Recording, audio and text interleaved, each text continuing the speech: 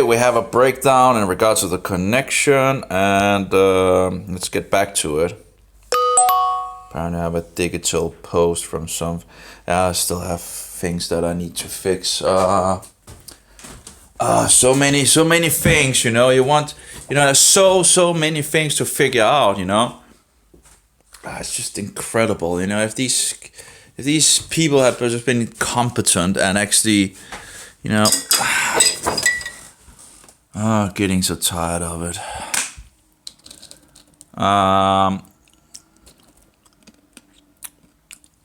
Incredible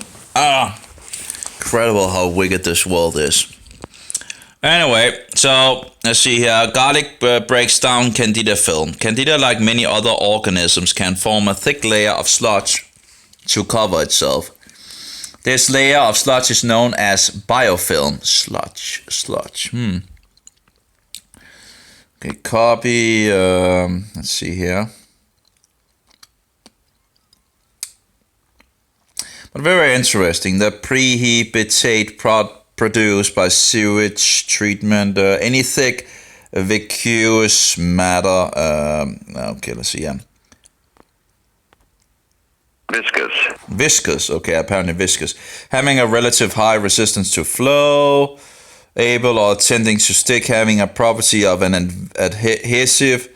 Okay, well, pasty, sticky. Yeah, okay. Anyway. So, but it's a kind of, I guess the game that fungus game I had, they had in regards of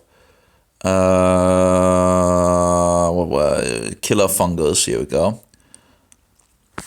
They had a description in regards of it.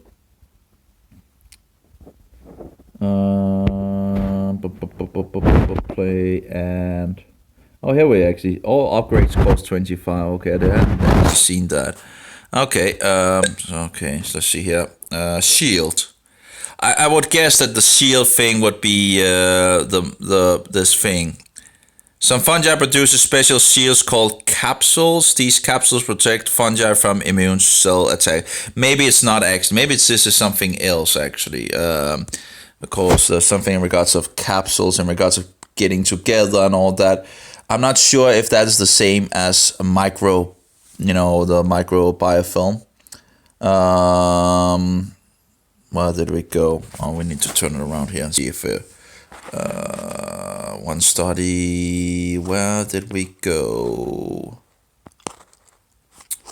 Candida and germ tubes, allicin and garlic. Precautions when taking garlic. That's not it. Where did we go?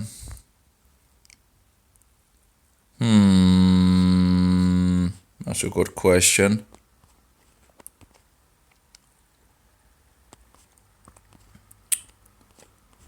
One study. Garlic breaks down Candida biofilm. Candida, like many other microorganisms, can form a thick layer of sludge to cover itself. This layer of sludge is known as biofilm, and it can lend the yeast cells covered by it a much greater resistance to prescription antifungal drugs. A study conducted by Can et al. 2012 indicate that biofilm can raise the resistance of Candida to drugs like fluconazole or amphotericin B by 1,024 to 2,000 times. Another study by Candida and others, I think it was called, and others, 2001, also showed that biofilm formation could drastically raise the dosage of 4 prescription drugs required to stop Candida. So could drastically raise the doses of 4 prescription drugs required to stop Candida. Okay. Fortunately, Candida's study also showed that lemongrass essential oil, and again that was so we have lemongrass and clove essential oil, and again that would be easy to put in the yogurt, I would guess, you know. And again, if you could find like 10 different kinds of essential oils that was effective against there we go. Let's see. Come on, there we go. Take a screenshot. I want a screenshot. So again, if one makes some really powerful pH low yogurt, and then put the lemongrass essential oils in it, and mix it up, you also get some flavor to and you might actually be able to make a pretty good flavor yogurt as well, which is full of antifungal. Think about it, the possibility of making a huge antifungal, yogurt. Wow, and you could probably make it pretty cheap as well, because you can usually get the essential oils, cheaper than other products that is made to, and if you could just put a little drop, of like 10 different ones or something like that, or whatever, that would probably be a lot cheaper than trying to get these tablets or whatever that cost a huge amount of money. And in regards of an essential oil bottle, can usually a little goes a long way usually with these, essential oils. Study also showed that lemongrass essential oil and clove essential oil could both cut through the biofilm and stop the yeast very effectively. Many different strains of Candida are able to develop powerful biofilms, and this could be one reason you have not seen results using a prescription antifungal or over-the-counter medication.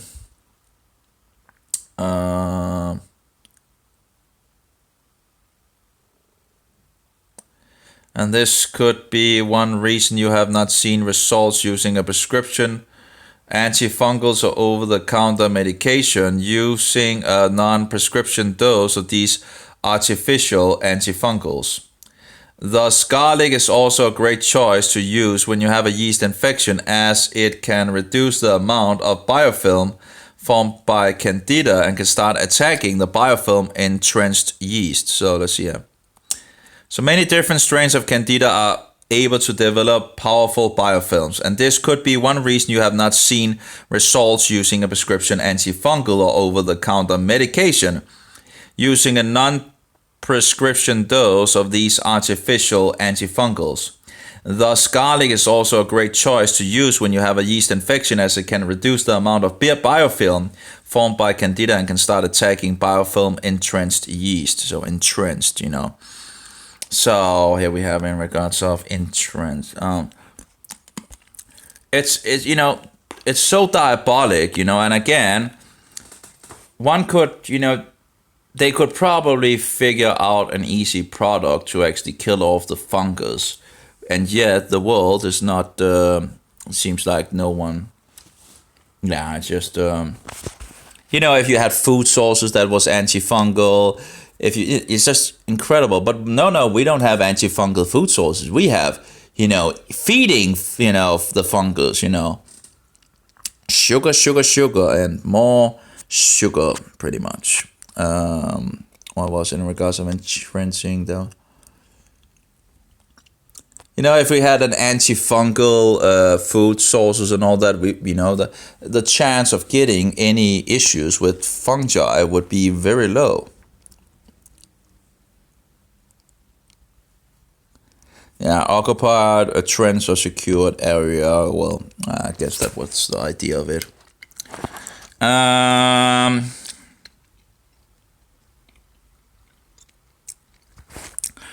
don't know what Candida's study is. It could be interesting to see if one could find the Candida studies from 2001 and maybe read that as well, what he found out.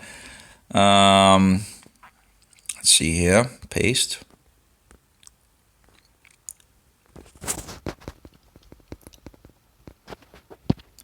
And go.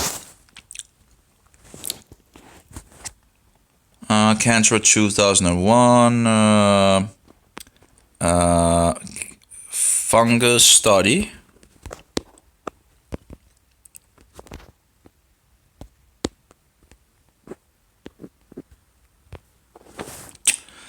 Let's see what we can find. Here we go. That seems to have biofilm formation by a fungal pathogen, Candida albicans. That's from 2001, and Oh, I didn't even. But there's Candida. I don't know if it's from Candida.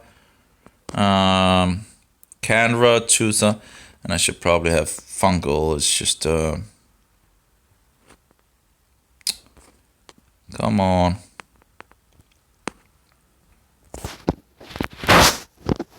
Huh? Can't even. It's just fungal.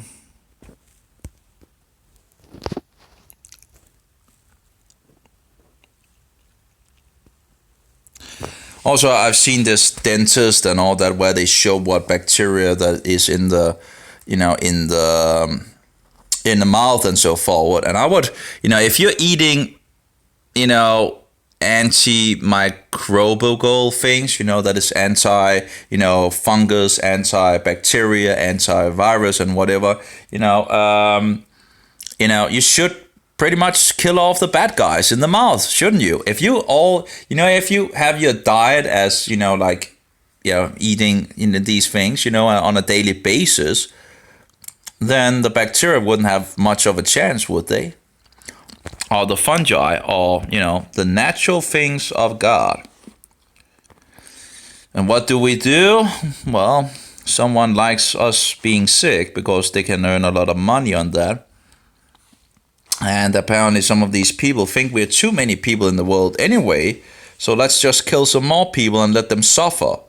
What these people are just totally. Of course, we know that children of the devil on this earth as well, right? Because Jesus said, you're the children of the devil.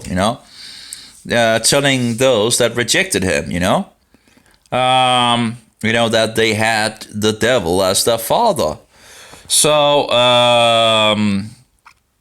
so we know that there are people out there working for the devil, and actually we know that there are people out there knowing that the devil is for real. Yet they, they don't care. They want to work for him, apparently. It's just weird, I don't understand it. If you know God exists and if you know the devil exists and all that, why would you work for the? Why would you work for God? For the devil? That was wrong. Why would you work for the devil when you know God is out there and he's? I don't know. I don't understand that. How can you be so depraved to work for Satan when you know God exists? Another study by Candida and what was it? What was that? I can't remember. Using Latin, stupid Latin. I guess he's just, or the person or whatever writing, just showing, hey, see, I can do Latin. I'm one of you, whatever. One of these, and others, that was, And others also showed that biofilm formation could drastically raise the dosage of 4 prescription drugs required to stop Candida. Fortunately, Candida studies also showed that lemongrass essential oil and clove essential oil could both cut through the biofilm and stop the yeast very effectively. The question, of course, is, can you actually eat lemongrass? Can you ingest it without any problems? I don't know. Many different strains of Candida are able to develop powerful biofilms. And this could be one reason you have not seen results using a prescription antifungal or over-the-counter medication. Using a non-prescription dose of these artificial antifungals, thus garlic is also a great choice to use when you have a yeast infection, as it can reduce the amount of biofilm formed by Candida and can start attacking biofilm entrenched yeast. So if you use the natural remedies and the medical mafia remedies, then you have a much better chance, it seems like, to get this under control again. Also showed that lemongrass essential oil and clove essential oil could both cut through the study. Also showed that lemongrass essential oil and clove essential oil could both cut through the biofilm and stop the yeast very effectively. I do remember I did research on essential oils, years back and all that, and of different ones that, yeah. Well, anyway. The problem is there's so much information, and there's so much false information as well out there. It's just one study demonstrating how fresh garlic extract could reduce the development of biofilm was published in the journal Antimicrobial Agents and Chemotherapy, 49.1 to 2005, 473 to 473. That must be pages, I guess. So I don't understand why they didn't just write 473 once. But okay. So if you took like lemongrass, if you can actually eat it without any problem, and clove essential oil and garlic, and put it in the yogurt, you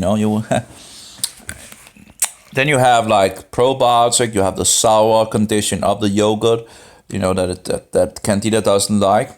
Then you would have essential oils that attack the Candida as well, and garlic as well, So you would have like 5 things attacking the Candida, and even if you just put a little of it in the yogurt, it would still be, and again, essential oils can be very powerful. So sometimes you need to be, a little goes a long way. And maybe some grapefruit extract as well, if you some drops of that as well. Just put it all in there. That would be pretty. I wonder why I never. It's just incredible. One study, if you just made it a daily thing, yeah, you would. You might not even need to go so low in pH when you have it under control, right? So. Yeah. One study demonstrating how fresh garlic extract could reduce the development of biofilm was published in the journal Antimicrobial Agents and Chemotherapy. We already read this. The study found that garlic had a very low minimum inhibitory concentration for planktonic cells not covered with biofilm. Okay. As to say Candida, I guess. And after garlic was allowed just 1 hour of incubation with Candida that was allowed to develop a mature biofilm, there was quite a damaging effect against the biofilm covered yeast. The effect did diminish when the yeast was examined at 48 hours of incubation. The researchers speculated that this was due to the relatively short half-life of various chemical components of the garlic. Allicin, for example, rapidly deteriorates after it is produced by crushing garlic. Well, then it wouldn't help putting it in the yogurt in the beginning. Because if it's rapidly deteriorates after you put it in the yogurt, of course, that's... you never know what happens when you put it into things, I guess. But the study found that garlic does reduce Candida biofilm. Okay. But then it might be better to have the garlic, crush the garlic 5 to 10 minutes, and let it make the allicin. And then throw it in the yogurt. And maybe let it ferment for an hour or something like that, see what happens, and then drink it afterwards, Maybe the same with the essential oils, just put them in there, or maybe the essential oils might also help in regards of against the bad bacteria in the beginning of the process of fermenting. I don't know about that, but that would be, I guess one could try both things and see what happens, of course, it's a little hard to test out what actually, if the essential oil is still active after 4 or 5 days of, the yogurt fermenting. So maybe one should just put it in there afterwards. I don't know. Again, yeah, I don't know. Because it also could have positive effect against the bad bacteria that might come in the yogurt, So you have different, Allicin, a component of crushed garlic, was also shown to inhibit Candida biofilm in a study published in You would have to have some Candida strains that you could test these things on. If you had the yogurt and just tested the, yeah, you could do some test on that. Yeah. I guess that's what the researchers do, but sadly, apparently, the information doesn't really come out much to the people, does it? And it's not really used in the foods we buy, apparently, because they just, pretty much give us sugar, more sugar. Allicin, key components of crushed garlic, was also shown to inhibit Candida biofilm in a study. A key component of. Was also shown to inhibit Candida biofilm in a study published in Phytomedicine 1901, 2011, 56 to 63. The study found that allicin suppresses the expression of the hyphal cell wall protein HPW1. That plays a key role in the early stage of the yeast biofilm development. Oh, maybe I should take some more meat out of the fridge and let it warm a little.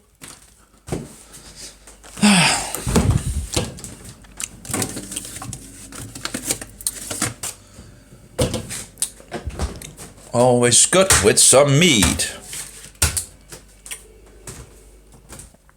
I guess some people that have Candida, and complain about having fungus and all that, have this way of, eating a lot of food, where it's just they can pretty much just eat and eat and eat. I guess the fungus is pretty much hungry.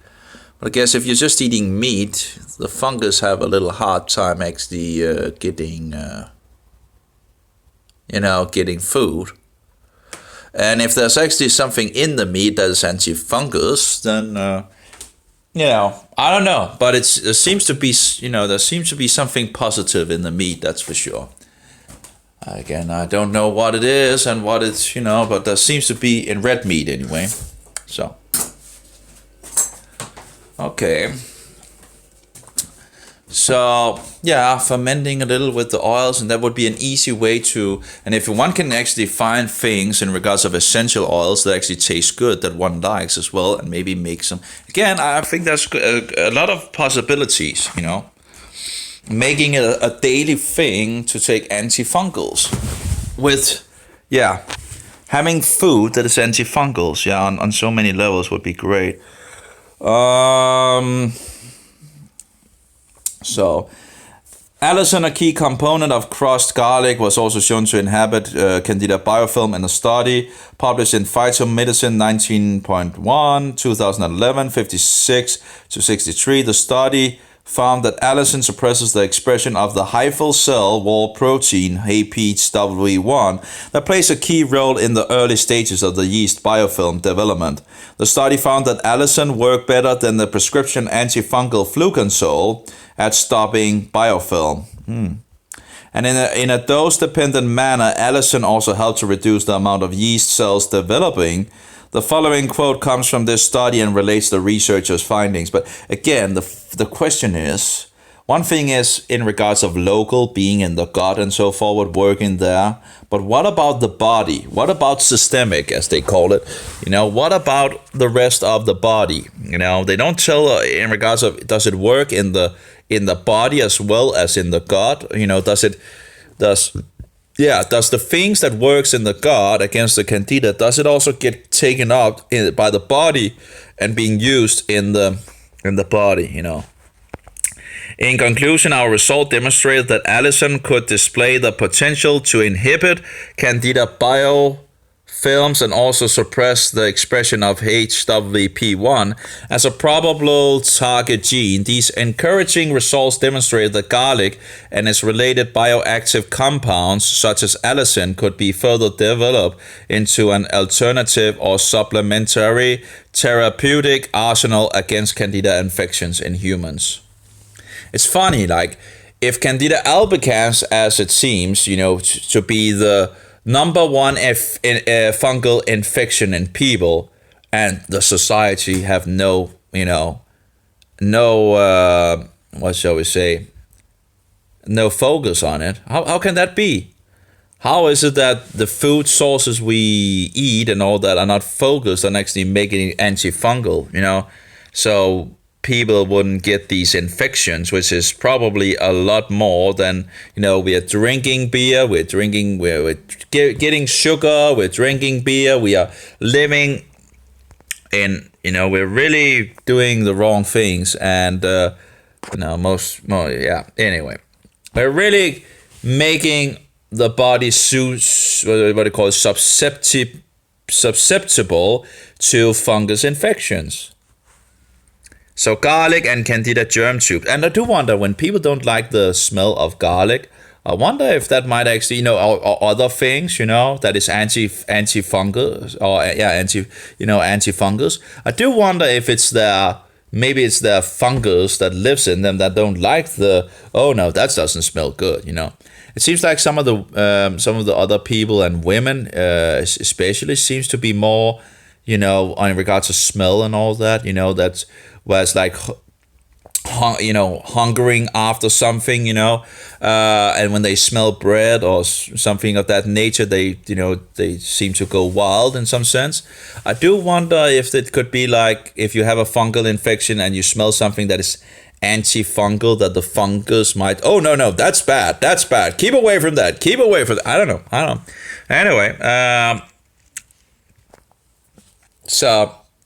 Anyway, garlic and Candida germ tubes. As you may know, many species of Candida, including Candida albicans, grow germ tubes. The proper name for these tendrils. Okay, that's a lot of names for these apparently.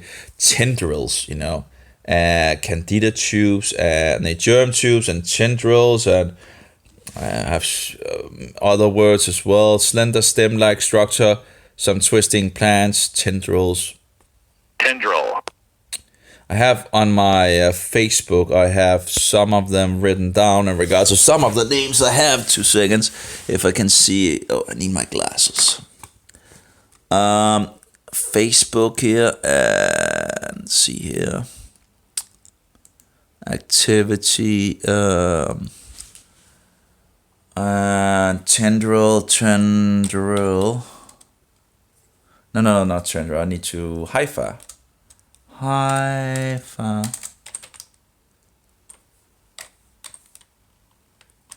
Guess America is sleeping at the moment. In regards to the Candida forum I'm on. Hypha. I thought I had different words on it. Apparently it finds, what could it be? Strings, maybe strings. I thought I had it written down, because sometimes I write the word. Oh no, that was there. Oh no, I lost it then. Hypha.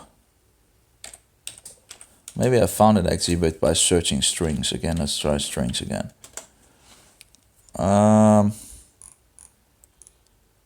Strings. No, hypha. No, let's hypha again. Let's search on that again.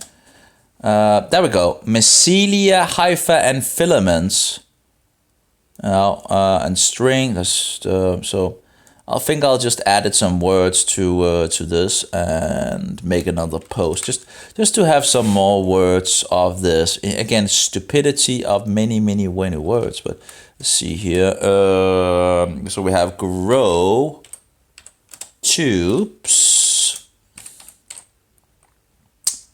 and we have tendrils, and of course we have strings, strings. So mycelia, hypha, filaments, grow tubes, grow germ tubes, tendrils, strings. A lot of weird words for the same thing. Anyway, I think that was. Anyway, I can't remember. Those species of Candida might be a word more that I've seen. But anyway, these species of Candida then can exist as a single cell, blastocornidia, and as a hyphal tendril are dimorphic, as to say, there we go with the Latin again, but anyway, as to say, they exist in two different forms. When Candida starts transforming into its hyphal form, it is key sign that the yeast is becoming more virulent, that it's become more harmful. But no, let's not say that, let's use a word that people don't usually, apparently, extremely poisonous or injurious, producing venom, infectious, having the ability to cause disease. That is, becoming more harmful, pretty much. Harsh, corrosive in tone. Yeah, anyway. It is a key sign that the yeast is becoming more virulent. With these long hyphal growth, the yeast cells are able to dig into the outer membranes of the body and get a better hold on the host. That would be me, for example. It can also be why some yeast infections are harder to get rid of than others. Yeah. This transformation process is usually the case in most yeast infections that occur. Fortunately, another amazing benefit of garlic is this herb can reduce the presence of virulent form of Candida cells, thus allow you a better chance of kicking the infection. Yeah, but overall, garlic in itself is not a cure, at least not, it didn't really, I can eat, huge amount of garlic and all that and yet still have it going wild,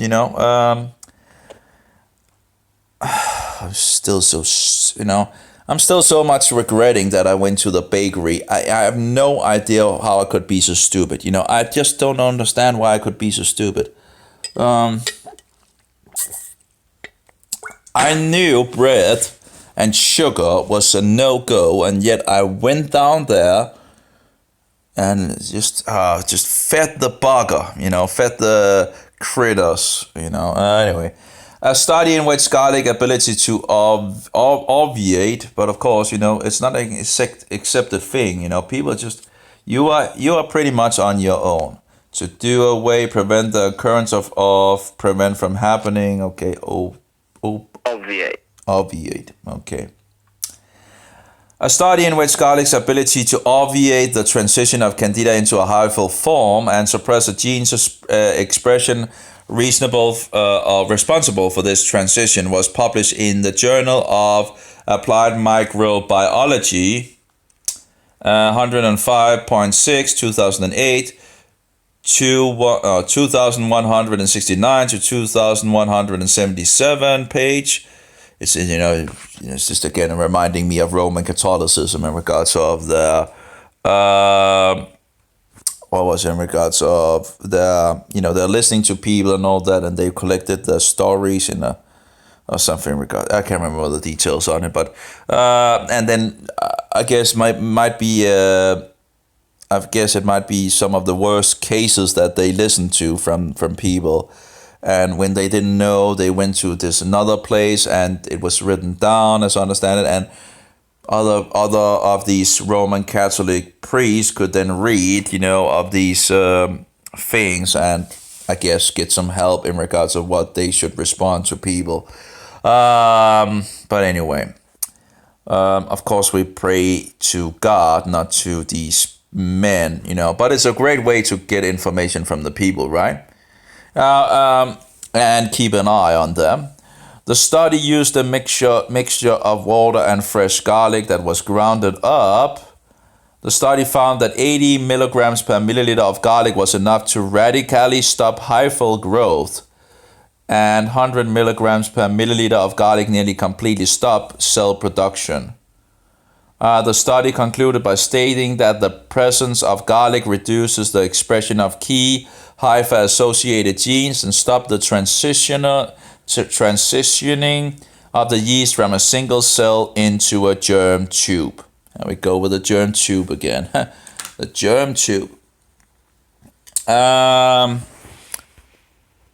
So, I guess, garlic doesn't seem like a bad thing for sure to have in your diet. And if you can then kick it with other things as well, then it would, yeah. I do wonder why Doc Kaufman talks about, what is it called? He uses use this for so and so, and then use another, and then use another. What is it called? Where you, why can't I remember the word? Why not just fix, something that you don't need to do that? If you have a product that have like 10 or 15 things that attack the the fungi, it seemed it would have very difficulty to become resistant to that, because it has a lot of attackers. It's attacked on so many levels. If you take one thing, it can become resistant to it apparently. And then you need to use another thing, and then it can become resistant to that, and so forward. So you need to, what was it called? He called it something in regards of, I can't remember where, what's it called? I can't remember what he calls it, but apparently the doctors do the same thing in regards of antibiotics and so forward. But, and the word is just out of my mind. I know it, but I just don't know it at the moment. But why not just, fix like 10 or 15 different antifungals and just hit it hard, something that it has a very, very or near to impossible way of adapting to, because it's attacked on so many levels. If you have like 10 or 15 attackers on the same time attacking it on so many levels, I would guess that the organism would have a hard time actually becoming resistant to these things. And if they also are working together in synergy in some sense, because attacking the fungus on so many levels would probably also make it more effective overall. And then find out what actually also works systemic, because it not only needs to work in regards of local, it needs to work systemic as well. I guess I'm beginning to have all these ideas and all that, and I guess I need to try it out here and there. I'm going to get oh well. Anyway, wasting a lot of my life on this, but yeah.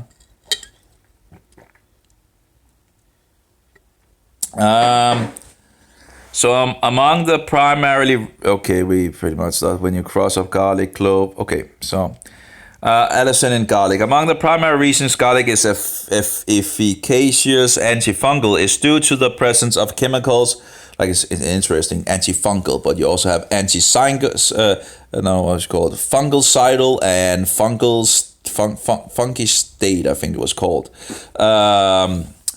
To stop fungus, or what else? Fungicide is like stopping the fungi, and fungicidal is just annihilate the fungi, right? Well, anyway, if efficacious antifungal is due to the presence of chemicals like allicin and adjoin or something like that. Allicin is a very unstable compound that is formed when two chemicals in fresh garlic, alliin and enzyme alliinase are mixed together. Thus, when you crush up a fresh garlic clove, allicin will be created, but because the stomach has very acidic fluids, this chemical reaction that creates allicin will be terminated by the gastric juices. So you won't get this essential chemical forming in your stomach if you eat uncrushed garlic. Many studies have shown that allicin is a key chemical that provides garlic with significant therapeutic potential. So, as I still understand it, you need to crush it up late, like 5 or 10 minutes, and then eat it. I don't know if it maybe 15 minutes. I don't know how long it would still continue with the process of making these, and I don't know if you actually would need to maybe fix the garlic a little around to I don't know, or maybe even squeeze it down after you crushed it just to get the to get the all of it to these two components to make this one single component of antifungal Anyway, one study published in the Microbes and Infection 1.2, 1999, 125 to 129, discusses the medicinal properties of allicin. According to the study, allicin has proven a wide range of antibacterial ability, even against certain drug-resistant bacteria. Allicin also has antifungal activity, which is particularly strong against Candida albicans. And this herb also has both anti-parasitic and antiviral activity. And you have some of these, things that are good against, parasites. That is also good against, fungus. But of course, fungus can go into a parasitic mode. So, but in regards to parasites, worms and all that. So some products that works against worms also works against Candida albicans. And antiviral activity. So apparently also antiviral activity. So it seems like it's actually working on multiple levels, some of these things. This study found that several species of Candida were very susceptible to allicin. The minimum inhibitory concentration, MIC. Oh, there we go. In regards to this word, there we go. Well, I had this Danish report, scientific report and all that, and she used MIC, and I'm like, what does MIC means? And I pretty much got into the idea that it probably means, minimum inhibitory concentration. And that makes sense in regards to what she's writing here in regards of amphotericin MICs. In regards of, I guess it's something that the researchers use a lot of, and thereby they think that, people that reads the report know about these things. But anyway, I guess you can learn to read this as you can learn so many other things, right? 3, 2, 1. See, 1, 2, 3. We need number 4 here. Maybe number 4 is up here. Number 4. In regards of 5 and 6. I need to print some more pages of this report down, but okay. There we go. Let's have that, and yeah, it's just my report here, the Danish report, just fixing. It's a huge report. She's defending like 9 of her other articles in regards of Candida albicans and all that. I guess it's one of the. It seems to be one of the experts in Denmark in regards of fungus, and she actually wrote me back when I wrote to her, but not really. Not really so much helpful, I guess, but maybe she will help me a little more if I write to her with some questions. I don't know. But I wrote back to her and she never responded on the second post. So I don't know.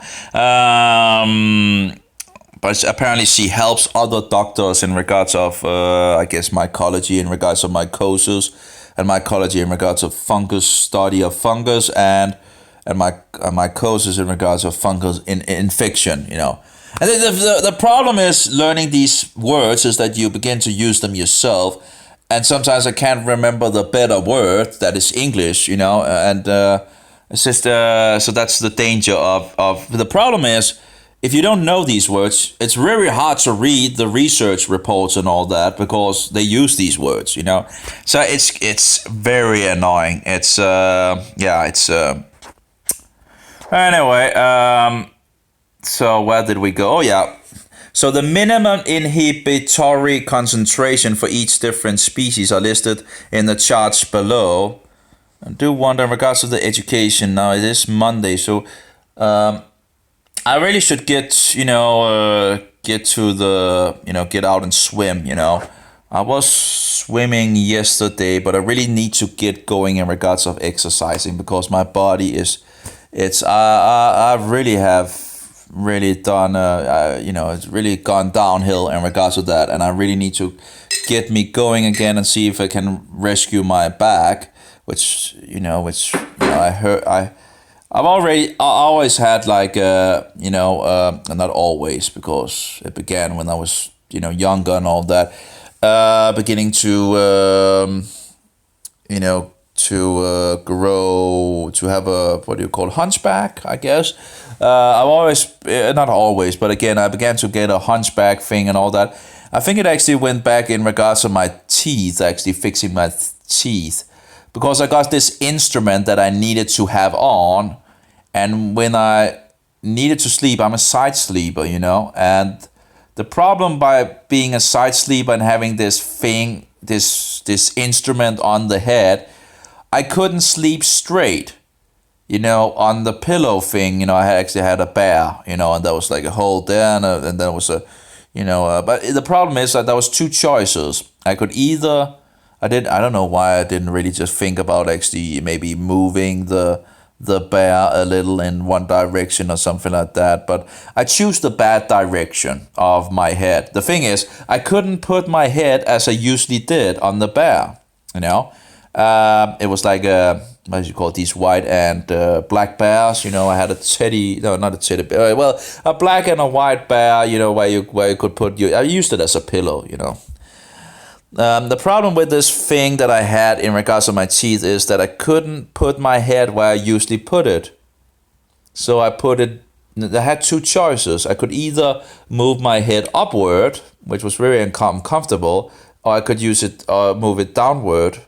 And I ended up, I really actually wanted to move it upward, but it was just too uncomfortable. So I ended up moving it downward. And that might have been one of the reasons why I began to. But I guess I would think that maybe one grows in the night as well. And, I guess that might be one of the reasons where it began to go in the wrong direction with my back. Thinking back, that might have been one of the reasons to, beginning this unhealthy thing in regards of my back. And you're just thinking back and you get so sad of these, of these things, anyway. Yeah. Why would you even use such things, There's like symptom treatment again. There was something in regards of that they wanted to have room for my teeth or something like that. So they pulled, you had like pulling on the back on my teeth on both. It's just incredible, what stupidities these people are doing, and what damage they can do with these, with these stupidities. Again, I have no idea why they would actually, what the problem was at that time, I don't remember actually having any problems with my teeth, and yet they began to do this. Why would they do that? I don't know. It's like pulling my back teeth. Why would they do that? Because my teeth didn't seem to have any. I don't understand it. I really don't understand why they would choose to do that, and not just let the body solve itself. In regards to the teeth. Of course, my teeth is pretty close to each other, but I don't know. I don't know. It just seems. And why are they? So they're pulling in the back teeth, which does what? Because you still have other teeth. That is, it's just weird. Yeah, whatever. I don't know, but again, I think this world is just stupid. If you just get the right nutrition and all that, and the right food and all that, you wouldn't get any. And again, I have no idea why they would actually do it, because again, I don't remember having actually. What was the reason for it?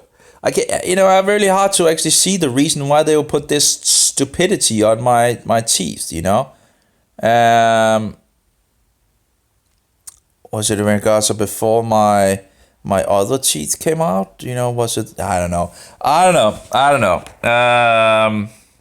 Whatever. According to the study, allicin has proven a wide range of antibacterial ability, even against certain drug-resistant bacteria. Allicin also has antifungal activity, which is particularly strong against Candida albicans. And this herb also has both antiparasitic and antiviral activity. The study found that several species of Candida were very susceptible to allicin. So the study found that several species of Candida were very susceptible. Here we go with the susceptible. They were not resistant to the allicin. So the minimum, I guess there must be other words in regards of susceptible that might be better. There must exist some words, Let's see here. Do we have like some words that could, no. Maybe there's no other better word for it. I don't know. Oh, no, that's not good. No, because it only have, it's actually have the taros. I think it's called a taros. I'm not entirely sure. Let's see, taros. Okay, let's see. Some people are more susceptible to depression during the winter because of reduced exposure to sunlight. And isn't that interesting that, that might also be a fungus issue, actually. And why would that be? Because the sun makes vitamin D, and vitamin D, as I understand it, is antifungal, so it has an effect in regards of fungus. So what happens when it's in the winter? And also the weather itself it might become more moist, I'm guessing, and so you have less vitamin D being made in the body, and you have probably more of a moist environment when it begins to become winter and all that, compared to when it's actually summer, where it's more dry. So you're more, what is called, pruned. Oh yeah, pruned. Pruned. Let's see here, prune. You're more likely, you're more prone to actually, to have the fungus become a problem in your body, and thereby you might actually get more depressed, of course. If the fungus have it good, you most likely don't have, So I see synonyms: endangered, exposed, open, sensitive, subject, liable, vulnerable. Vulnerable, okay. Related words: likely, prone, uncovered, undefended, unguarded, unprotected, unscreened, and unsecure. Near autonyms: covered, guarded, protected, safeguarded, screened, secured, sheltered, shielded, warded. So many words for the same things, Anyway, let's go back. So, let's see here. The minimum inhibitory concentrations for each different species, the MIC, for each species are listed in the chart below, taken from the study. As you will see, most typical, just a fraction of a microgram per milliliter was all it took to inhibit various yeast. Please note that Ptorolopsis glabrata is an old name for Candida glabrata. Okay. Precautions when taking garlic. According to the U.S. National Library of Medicine, some birth control pills. Now, why would you ever take birth control pills? Because, as I understand it, birth control pills actually also promotes fungus grow in the women's body. So, and of course, you're not going out and hovering, are you? Go to the left and the right. Anyway, contain the hormone estrogen, which the body naturally breaks down. Taking garlic may increase the rate which estrogen breaks down. Consequently, using garlic while taking birth control pills may lower the effectiveness of the contraceptive. Wasn't there something in regards of more estrogen promotes fungus? And if that is the case, well, why would you take something that contain the hormone estrogen? I think that was something in regards to that. Why I don't know. Women seems to be much more gullible to being pretty much because they want the freedom to commit whoredom, to the left and the right, and ruin their health on so many levels, and then it goes towards the children, because the women are the ones actually having the children, and then you might get more issues because it might take so much, because if you don't have healthy children, you will need to use a lot of energy on the children that is not healthy anymore, because you pretty much have done all these stupidities, and it's actually in some sense your own fault, and you're actually the problem in regards of that your child is sick. So it's incredible how diabolical this system is. In addition to stopping, why does a woman want an education and get out on the work field when it is in her youth that there's less chance of getting issues in regards of if she gets children? She is at the ripe, it is the right time to get children at that point, and yet they go out and educate themselves and want a career and all that, and then they are 40, finished and done, fat as well. Anyway, it's just stupid, it has to be incredible stupidity, this stupidity, and then they have whore to the left and the right as well. So, and a man wants a pure woman, so yeah, anyway. And of course, in regards to the more